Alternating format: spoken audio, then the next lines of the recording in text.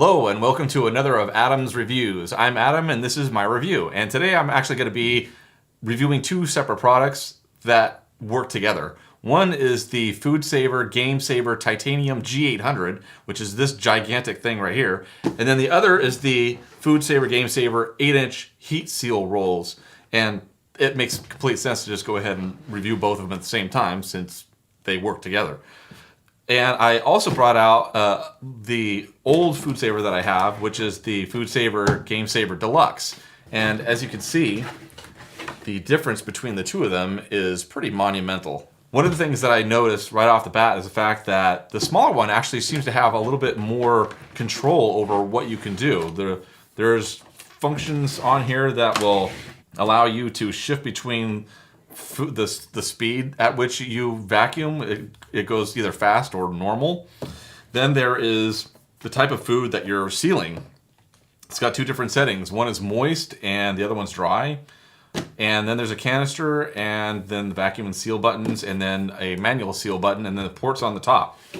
And taking a look at the inside, this one's got a much larger area for the rolls to be stored in, so that way it can take a much larger roll. It comes with these bags here. One is this giant 12-inch roll, and it comes with a number of separate bags.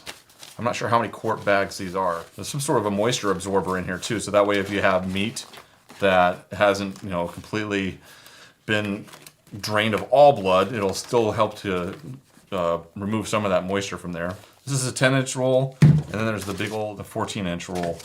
This right here is the other product that I'll be demonstrating too, and the differences between all these they're just basically the size and how much you get. So with this one, these are 8-inch heat seal rolls, and each one of the rolls are 20 feet in length, so you're getting a heck of a lot more than this. So with the 8-inch rolls, you're getting a heck of a lot more, and then there's 6 of those rolls in here, so that's going to give you a lot of capacity. And then they kind of tease you with the quart bags that they give you. 3 bags. So they get you hooked on them. They're like, here, check these out. Aren't these awesome? Okay, great. Now go buy more.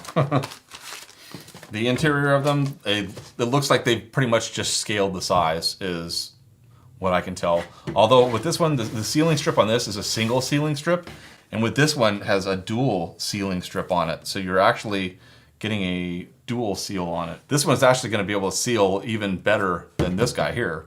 So if you're really concerned about getting a very good seal the first time around and not worrying about your food spoiling or not being vacuum sealed properly, then this is definitely the one that you're going to want to use. Other than that, they both have the same sort of features inside. There's a drip tray right here, so that way if some juice winds up getting a little bit squirted out, it'll land it hopefully in this thing. And this one has a drip seal or a drip catch as well that you can remove. And I'm pretty sure you could probably throw them in the dishwasher to clean them easily. The other differences are with this one, when you're ready to go ahead and seal, it's just got the little turn knob down there and that locks it in place. And then you can go ahead and use one of your sealing features on it. This one has 2 settings. One is store, which is just, it locks the lid in place, which I like that because you're not actually supposed to store this in the locked position because it puts pressure on the foam right here. And if it's squished the whole time, eventually that seal is gonna become compromised and you're not gonna be able to get a good seal anymore, because of the fact that the foam has been squished and compressed and it doesn't spring back. This one, you have the store position, locks the lid, and then you can go all the way down, and that really jams it down tight. And that's when you're ready to go ahead and use the sealing features on it. The other difference is where the port's located, because I know for myself, the majority of the use that I got out of this guy was for sealing jars. I have like lots of dry stuff that I wanted to seal up, and the jars were perfect for that sort of storage. So I used the heck out of the port. This one also comes with the port. It's just in a different spot. The port for this guy is out here. So I think we're done. Kind of doing a side-by-side comparison with these guys. We'll focus now on this thing completely.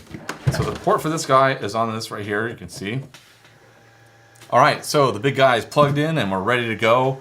I think first of all, we need to go ahead and show how to actually make one of these bags. So what you're supposed to do is just take the end of one of the bags or the end of the roll that you're going to be making a bag out of, and you put it over the edge of the strip right here. This is where the sealer is. And then you just shut it, close it, and then press on the seal button. And now it's sealing. There we go. See right there. Let's go ahead and choose. I'm going to put it on dual seal just because I want to see how that works. Just only use the single seal setting. So next, we want to go ahead and measure out a reasonable amount for product that will be sealing, and you want to have, like, it says to use 3 inches, give like a 3-inch gap at the end of it too. So that looks like about 3 inches worth right there. The cutter is this channel right here. I want to make sure that we get that lined up. Just about like that will be fine. And you don't even need to actually lock it or anything like that. So then this is the cutting knife right here. So all you got to do is just take that and slide it across. And there you go, you got the bag created. Alright, so now we are ready to go ahead and put the product in there. Man, I kind of want to eat these now. So just put them away, but I just ate, so it doesn't make any sense for me to try and eat. So one of the things that you got to try to do is not get the bag all full of the juices like I just did. Yeah, that should do it.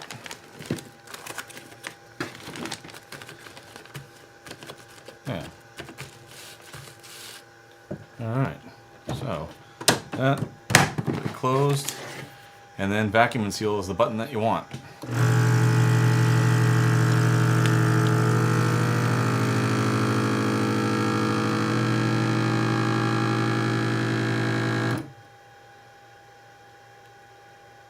And right now it's doing the sealing thing. That's the nice thing I like about this is how it's got a nice progress bar right there, so that way you know where you're sitting in this process.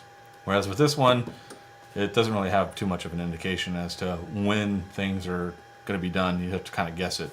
And that's it. It's sealed now, and should be good to go. Look at that. That is sealed nice and tight. I like that double seal feature. That is nice. So when you get accessories like this right here, it comes with this little flappy deal right here, and that's where the vacuum gets drawn out through, and it'll come with this piece right here. Because this right here does not come with this adapter. It just comes with this tube right here that has these things on either end of it. One of the end of them secures into the port receptacle on here. And then for this just sits over the top of this like that and forms a seal. Chicken ravioli or tortellini the other day. I figured it'd be a good time to just demonstrate how it works. Putting it in here. Man, this smells good too. I'm sealing all this stuff and I'm starting to get hungry. It's making me hungry. Alright, so it's very easy to do. You just put it in there like that, snap the lid shut, and then you just hold this thing over here, and then you press the vacuum and seal button.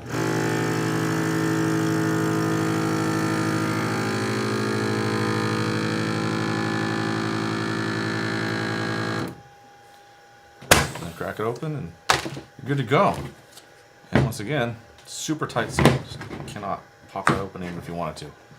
Depending on your needs is going to really be the deciding factor. If you have large amounts of food that you need to go with, and if you want something that looks like this thing's going to last a long time, then this would probably be the product for you. It's beastly. Like I said, it's made like a tank, whereas this one feels like it's a little more for an economical value. The difference in price is pretty substantial, so you'll have to really weigh whether or not you want this. And then also the other thing to take into consideration is counter space. Once again, let me just show you the differences between the two of them. You've got this one here compared to this one there. This one is a good, like, at least 6, maybe 7, maybe it's probably a good, like, at least 6 or 7 inches longer. And then as far as the depth is concerned, it's a good at least 1.5 inches or so deeper. So take that into consideration also when you weigh the decision on whether or not you want to get this one or get this one. And that'll do it for me on this Adam's Reviews, and I will see all of you next time on another of Adam's Reviews.